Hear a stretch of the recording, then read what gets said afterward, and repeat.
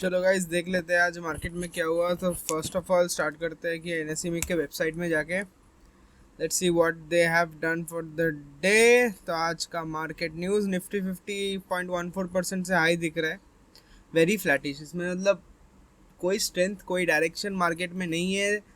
Even आप वो बोल सकते हो जिस पेस में मार्केट एक्चुअली फेल, ठीक है, 22,700 को क्रॉस करने के बाद ऑलमोस्ट फेल टिल 22,000 लेवल्स। उसके बाद पेस ऑफ रिकवरी भी बहुत स्लो है, इंडिकेटिंग कि मार्केट में जिन कुछ खास हो नहीं रहा है। Other than that almost all of the sectors मेरे को फ्लैटिश ही लगे, आज कुछ ज़्यादा हुआ नहीं है। Top gainers and losers Nifty 50 में, इसमें ग्रासिम इंडस्ट्रीज आज टॉप गेनर था। Bharti Airtel is also doing well. Nestle India specifically वो बेबी फूड के अंदर शुगर का वाला जो इंसिडेंट हुआ इन लोगों के साथ, उसके बाद स्लाइट रिकवरी आज 1.66% से चेंज हुआ। फिर Maruti and then Tata Motors का भी थोड़ा बहुत गेन है।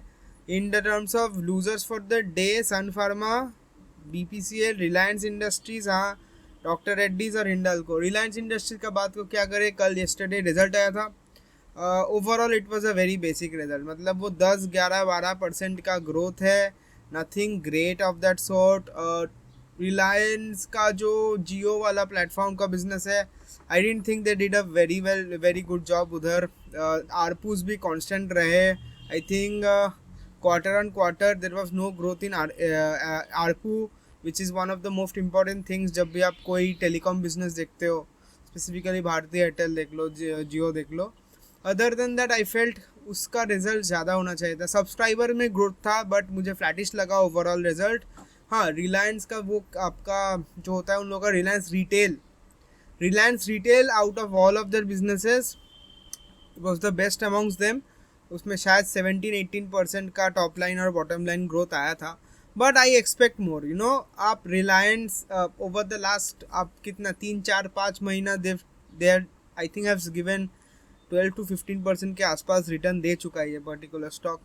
सो आई बिलीव अभी ये पर्टिकुलर रिजल्ट के बाद ज़्यादा ऊपर वो जाने नहीं वाला है। आइदर एक थोड़ा सा प्राइस करेक्शन हो जाएगा, मुझे नहीं लग रहा प्राइस करेक्शन होगा because it is a very stable stock.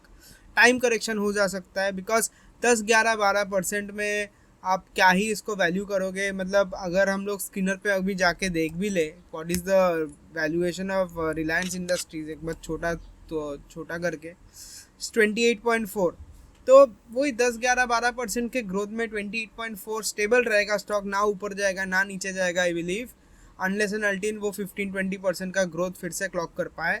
C the main problem with these stocks are these are huge stocks, बहुत बड़े बड़े हाथी, दीज आर लाइक मैमथ। हाथी भी नहीं है, मैमथ है। ये मार्केट कैप 19 लाख करोड़ का है। 19 lakh crore is like crazy, you can not even think. अब कॉम्बाइन कर लो तो छोटे मोटे इंडेक्स का टोटल मार्केट कैप से ज़्यादा है 19 लाख करोड़ का मार्केट कैप, वो भी एक इंडस्ट्री में। इसमें क्या होता है कि इवन मतलब वो सम ऑफ द पार्ट्स करके वैल्यूएशन करके आप लोग देख सकते हो, बोल सकते हो कि हाँ अभी भी वो है। चार्ट देख के आप बोल सकते हो कि 10-20% वो ग्रो कर जाएगा, कुछ breakout level breakdown level, but ठीक है। Overall as a fundamental business I do not feel they have done a very great job Reliance Industries in this particular result. और HDFC बैंक का भी रिजल्ट रिसेंटली आया था, राइट। HDFC बैंक ने भी कुछ खास बात नहीं किया है। HDFC बैंक ने क्या 10,000 करोड़ का प्रोविजन लेके रखा है, फॉर व्हाट रीज़न मुझे तो समझ में नहीं आया। If you guys understood the reason for that please leave down in the comment. And also HDFC bank isn't able to grow after now. मुझे लगता है कि ब्रांचेस में they are growing aggressively. Branches में जितना एग्रेसिवली पुश करेंगे उनके margin उतने हिट होंगे। उसके ऊपर interest rate cuts are not coming in any soon. मतलब उसके वजह से निम पे ऑलरेडी कॉम्प्रेशन था मर्जर के बाद, निम का ग्रो होने का चांसेस बहुत कम लग रहे हैं मेरे को। Also one more fact is that इतना बड़ा लोन बुक हो गया इन लोगों के पास, even to expect 20-25% growth at such a huge loan book consistently जो HDFC bank has been doing for the last 10-20 years, वो शायद रॉन्ग एजम्पशन हो रहा है। And that is why even जब आप लोग वो देखते हो ना, आप लोग देखते हो कि हिस्टोरिक वैल्यूएशन से HDFC बैंक, अगर मैं इधर खोलूँ भी HDFC बैंक को, मैं एक चीज़ बता देता हूँ। आप लोग HDFC बैंक का हिस्टोरिक वैल्यूएशन भी देखते हो ना, तो उसमें आप पी देखते हो। You guys check the P और आप बोलोगे कि HDFC बैंक का P is almost at its lowest level, ठीक है, मतलब इतना कम तो 2008 में था, कोविड के टाइम था, राइट। बट आपको एक चीज समझना पड़ेगा, at that time the bank was still smaller, it was growing faster, merger का इश्यूज भी नहीं था, निम में कॉम्प्रेशन नहीं था, everything was going well, EPS growth ही नहीं हुआ है बैंक के रिजल्ट के बाद। Earnings per share of a company if it does not increase then how will valuation, how will money come into that stock. और अगर मनी स्टॉक में नहीं आता, HDFC bank is a great stock, क्या होता है, रिटेल पब्लिक बेचता नहीं है बिकॉज डिविडेंड मिल रहा है उन लोगों को, तो वो रेंज बाउंड हो जाता है।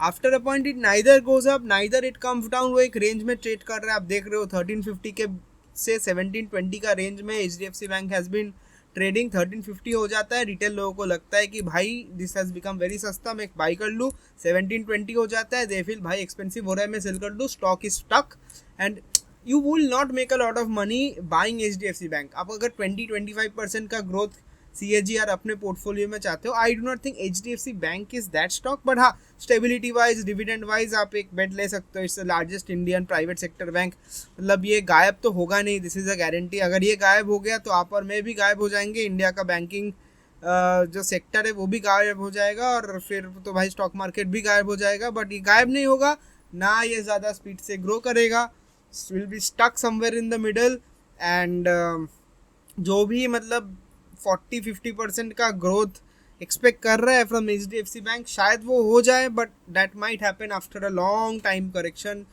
मतलब जब तक I do not see HDFC bank giving a 15-20% consistent quarter on quarter growth for at least 1 or 2 quarters, और जिसमें उसका NIM एटलीस्ट 4% के आसपास वापस ना आए, रीरेटिंग नहीं होने वाला है, PB कॉम्प्रेशन रहेगा, प्राइस टू इक्विटी नीचे रहेगा, HDFC बैंक इधर ही टहलता रहेगा, एंड आप वेट करते जाओगे। That is what is going to happen. Next important piece of news की, ये तो मैंने बोल दिया कि what has happened with regards to आज का NSE।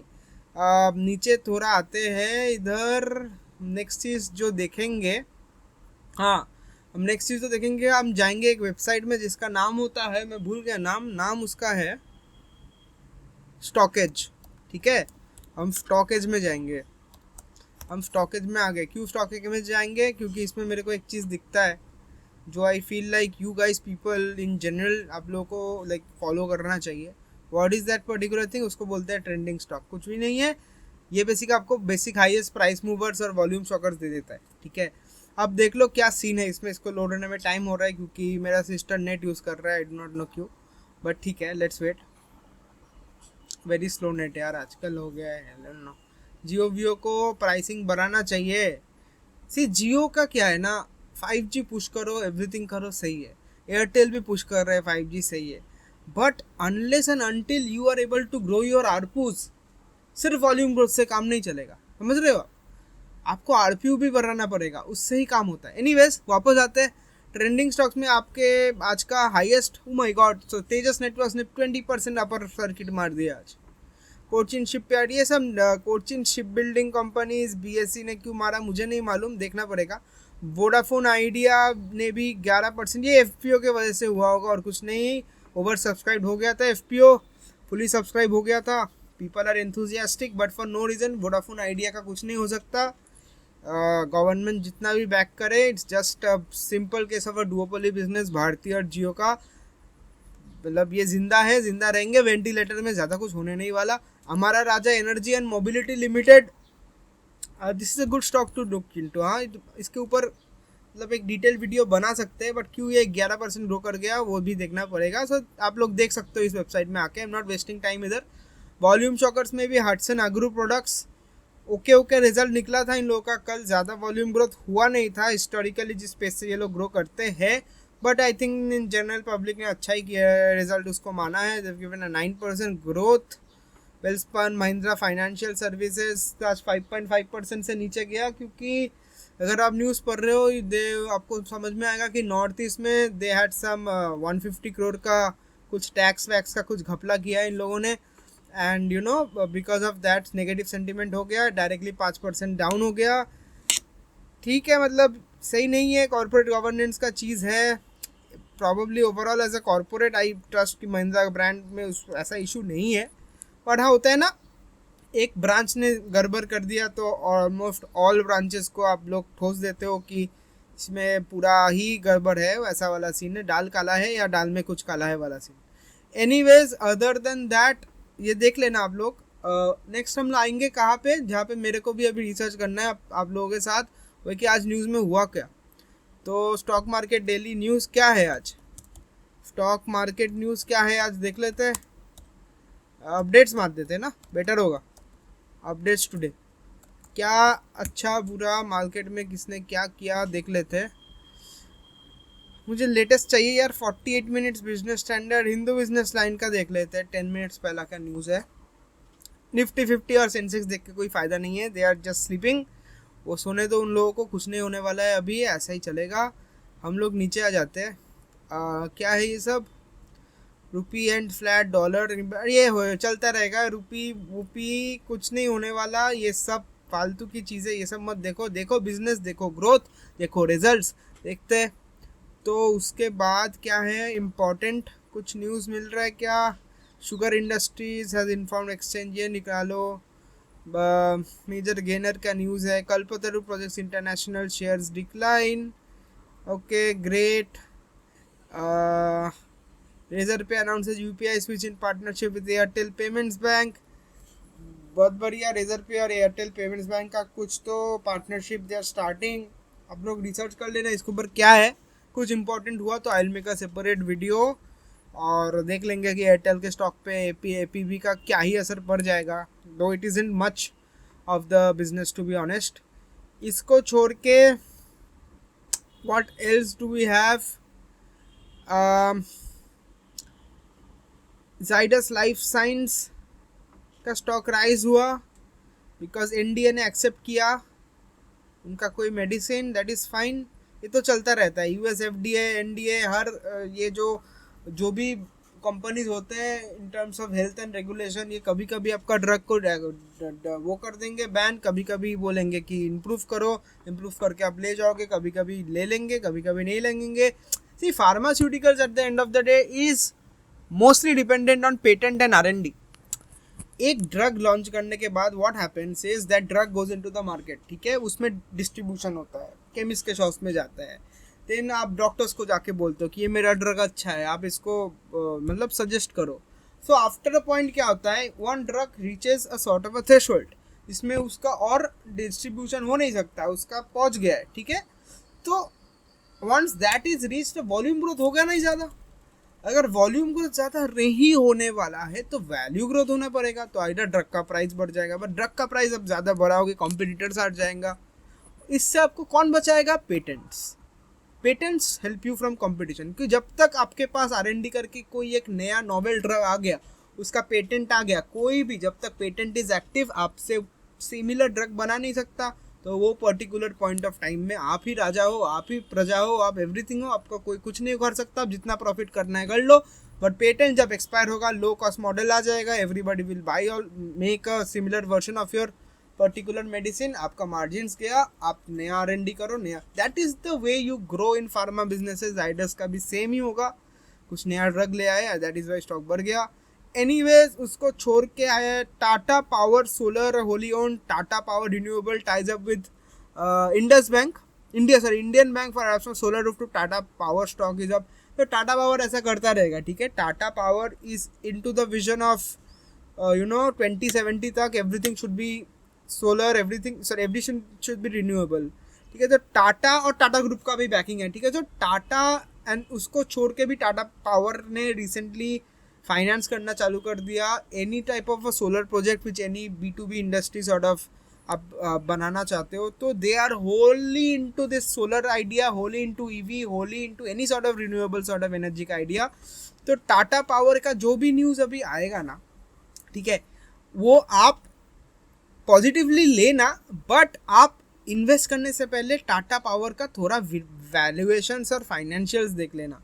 तो मैं इधर आएगा तो टाटा पावर का स्टॉक इज एट 40, ठीक है।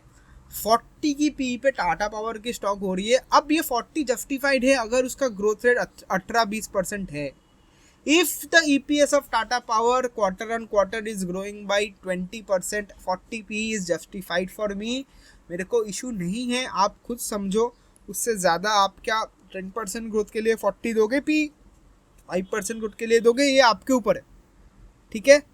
तो ये आपको देखना है। आपको और एक चीज़ देखना है। क्या देखना है आपको? क्या इसने रन अप ऑलरेडी दे दिया है? Have the stock given run up? दे दिया है। जून 23 2017 से लेके 2017 217 236 का प्राइस से डबल हो गया है। कितने टाइम पे डबल हुआ ये stock? This stock has doubled in 6-7 months, 7-8 months at max. तो अब क्या होगा? What is the pattern telling me? ये ऊपर जा रहा है, कंसोलिडेशन ऊपर जा रहा है। तो मुझे तो लग रहा है टाटा पावर अनलेस वो 20-25 के ग्रोथ दे, स्टॉक ऊपर शायद ना बढ़े, शायद एक साइडवेज कंसोलिडेशन हो। आपको ये सब चीज़ देखना है।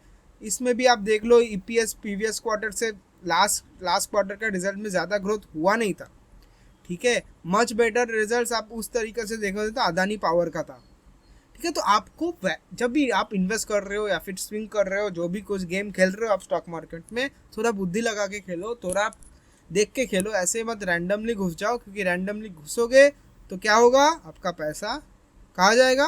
पानी में जाएगा। एनीवेज, सो उसके बाद next thing, important thing is, और कुछ इंपॉर्टेंट न्यूज़ है क्या? इंडिया विक्स 20.53 पे है। अच्छा, फॉल्स 20% एट 10.09। इंडिया विक्स क्या है? ये कॉम्प्लिकेटेड प्रोसेस है थोड़ा समझने में। सिंपल बात बोलूँ तो इसके ऊपर मैं वीडियो बना दूंगा, बट 10 का विक्स में इशू नहीं है। We are fine, we are चंगा। भारतीय एयरटेल ने क्या किया? कुछ एक्सपेंशन किया है, वो तो करते रहेंगे। 5G का पुश है, देश के कोने कोने तक 5G पहुंचाना है, तो they will keep on improving there distribution. Anyways, INOX wind ने अपर सर्किट मार दिया। क्यों मारा ये आप लोग देख लेना। Then other than that,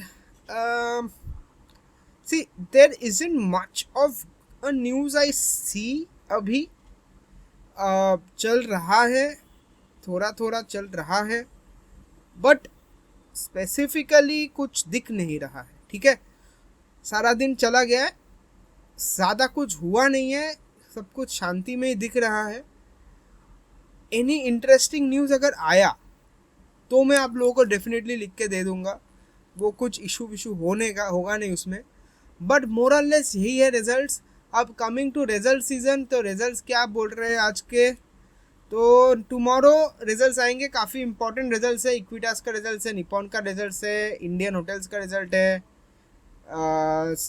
Hindustan Unilever का रिजल्ट है। काफ़ी इंपॉर्टेंट रिजल्ट्स कल आने वाला है, दैट इज़ इम्पॉर्टेंट। और क्वार्टरली रिजल्ट्स 16, आज के रिजल्ट्स 23 को सीएंट का रिजल्ट आया है, 361 का रिजल्ट आया है, कॉटन, एक्सीटाल, एलके, आईसीआईसीआई प्रूडेंशियल लाइफ इंश्योरेंस का result, M&M, FS Mahindra and Mahindra Finance का रिजल्ट, फिर MCX का रिजल्ट भी आज आया है। सो इक्विटास एंड ऑल का कल आएगा।